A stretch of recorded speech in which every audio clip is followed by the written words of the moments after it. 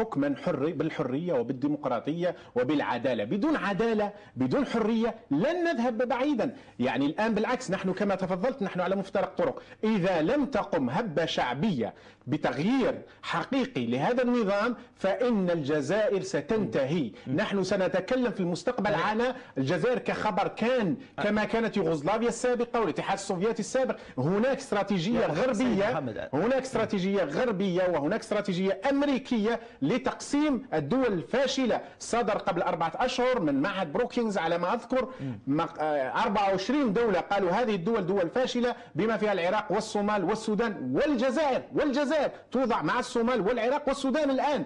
قالوا هذه الدول لابد أن توضع تحت الحماية وإلا فإنها خطر على السلم العالمي. هناك بترول وهناك غاز وهناك فوسفور، وأخيرا اكتشفوا اليورانيوم والذهب في الجزائر بكميات كبيرة. منطقة النيجر ومنطقة ليبيا هناك هذه المنطقة عليها تنافس رهيب ما بين القوى الكبرى، وإذا لم تكن هناك دولة فستأتي دول أخرى لن تقبل الفراغ ولن يقبلوا البترول والغاز، عليه معركة كبيرة عالميا، وهذه المنطقة غنية جدا وستأتي هذه الدول.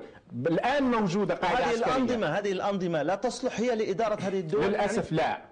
عندما تذهب هذه، رأينا ذلك في العراق عندما ذهب نظام صدام انهار العراق، سيحدث هذا للأسف في ليبيا عندما يذهب نظام القذافي ستنهار ليبيا، لأنه بعد الطوفان. وهذا النظام الآن بوجوده إذا بقي بهذه الطريقة ستنهار الجزائر. إذا لابد من الرجال من الوطنيين المخلصين في الجزائر، ونحن نعيش أيام مباركة من أيام الثورة الجزائرية، أن يفيقوا قبل أن تضيع الجزائر. الجزائر في خطر والجغرافيا في خطر. الجزائرية الآن تحطمت الدولة، تحطم المجتمع. محمد العربي، حتى لا يفهم أنك تقرأ البيان الأول ربما. أنا لا أقرأ بيان لا أول ولا أخير، أنا فقط أدعو الناس إلى أن يفيقوا وطننا يضيع. هناك برلمان، هناك نواب، هناك حركة سياسية في الجزائر. أنت تريد من يفيقوا يعني يحمل السلاح؟ أنت تدعو؟ لا، نحن لا تريد أن نعتبر السلاح يغيروا بالقوة. كيف؟ لا، نحن نعتبر أن حمل السلاح هو خطر على الشعب الجزائري وعلى الدولة الجزائرية، وحمل السلاح هو أكبر خطيئة ترتكبها أي واحد يريد أن يقاوم هذا النظام. المقاومة لازم أن تكون سلمية، المقاومة لازم تكون لا عنفية. نقاوم الدكتاتورية، من حقنا أن نقاوم الدكتاتورية باللا عنف وبالطرق السلمية، وإلا فإنها فيما بعد لن تأتي حتى من تقاوم، لأن الدولة ستضيع. ما يتعلق بالمصالحة، والجزائر قديمة في طرحها لهذا الموضوع، وهو دول الآن شمال أفريقيا ربما تسير، لا أعرف تتأثر بتجربة الجزائر أو لا، موضوع السلم والمصالحة وما إلى ذلك التي أطلقتها الجزائر. السيد رزاق يتحدث عن نقطة كثير جدا مهمة، وهي مسألة أنه حصر المصالحة في التعويض المادي. هل هذا هو الذي أفشل هذه المشاريع التي أطلقتها الدولة؟ ما الذي أفشل مشروع السلم والمصالحة التي انطلقت به الدولة؟ لماذا عاد العنف من جديد؟ المصالحة كانت مزيفة، هناك كما قلت لك هناك تزييف كبير، هناك قدموا للناس صورة مزيفة ومخادعة. طيب ما هو الحقيقي؟ ما هو الذي كان ناقص؟ كان يجب أن تكون هناك شرطين أساسيين لقيام أي مصالحة في أي مكان. ما هما؟ الحقيقة والعدالة. فإن لم تستطع فعلى الأقل تقايض الحقيقة بالعدالة، كما حدث في جنوب إفريقيا مثلا.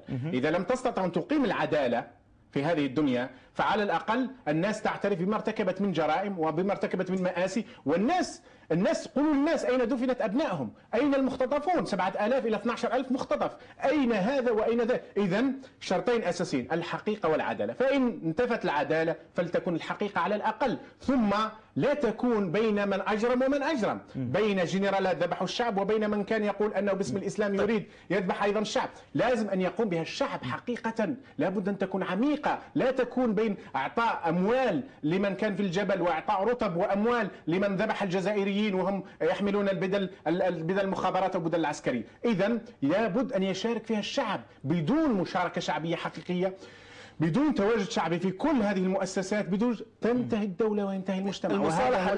المصالحة التي مرت بها الجزائر ومستقبل موضوع السلم والمصالحة وما إلى ذلك، ووقع عليها الشعب والوثيقة، ويعني أقيم لها يعني مهرجانات كبيرة في الجزائر، هل لم تحتوي على هذا الشرط وهو شرط الحقيقة؟ أبدا، بالعكس، اعتبرت أنك إذا أنت تحدثت عما وقع في الماضي، فإن هناك المادة، أعتقد المادة 47 من هذا القانون، تسجنك 5 سنوات، بمعنى أن برنامج مثل هذا إذا قدرناه في الجزائر تسجن 5 سنوات وغرامة ب50 مليون سنتيم بمجرد الحديث عما حدث، بمجرد الحديث عما حدث، بمعنى محو الذاكرة وأخذ الذاكرة الرسمية كما قيلت لنا. وما هي الذاكرة الرسمية؟ الذاكرة الرسمية هو أن جنرالات الجيش أنقذوا الوطن وأنقذوا الديمقراطية وأنقذوا كل شيء، وأن الذين فازوا في الانتخابات أجرموا في كل شيء.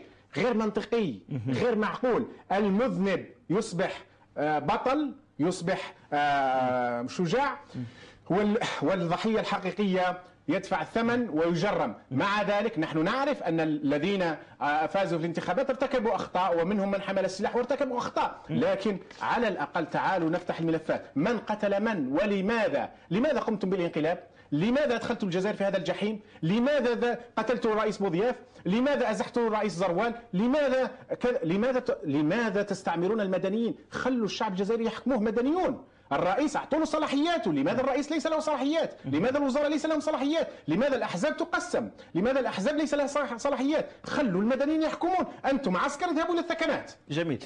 أنت أشرت إلى نقطة البرلمانات والحكومة والرئيس، يعني من ينظر إلى الجزائر الآن؟ أنا قبل أن أدخل الاستوديو كنت أقرأ في الصحافة الجزائرية يوجد هناك نقد وهناك حديث وهناك آراء، الرأي والرأي الآخر موجود في داخل الصحف الجزائرية. يعني لماذا أنت تصور الوضع محمد العربي وكأننا نعيش في دولة استبدادية مغلقة؟ الجزائر يوجد فيها برلمانات ويوجد فيها أحزاب ويوجد فيها حياة سياسية موجودة.